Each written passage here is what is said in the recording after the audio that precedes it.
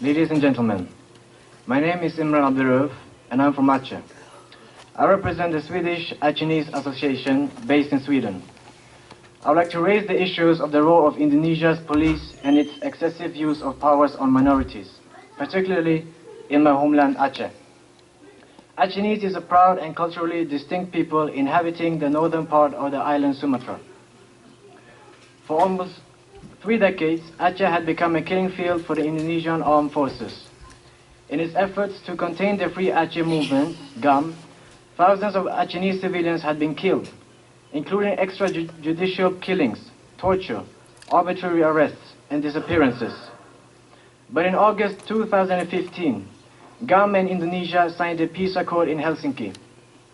Thus, one of the longest armed conflicts in Southeast Asia eventually ended. Just 2 months ago, Aceh marked the 10-year anniversary of the conflict's end.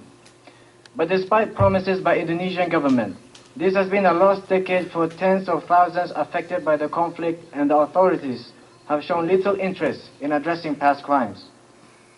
10 years on, Aceh is still not a safe place to live in, and nothing significant has changed in regard to the behavior of police and other security forces. This is due to only a single factor: impunity. In this regard, Amnesty International has repeatedly revealed that despite a decade of supposed reform, Indonesia's police continue to be implicated in beatings, shootings, and even killing unarmed civilians without fear of persecution or sanction.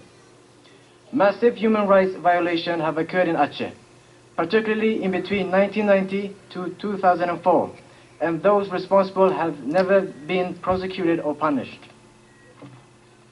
As corruption is rampant, police has become one of the most corrupt institutions in Indonesia.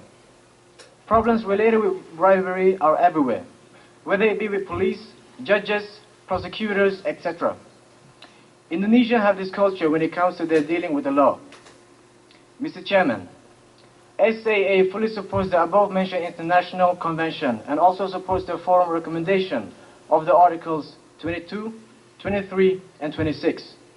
But our experience shows that the state, the forces that should prevent human rights abuses, are at the same time the perpetrators themselves. The police, for example, is at the same time the criminal.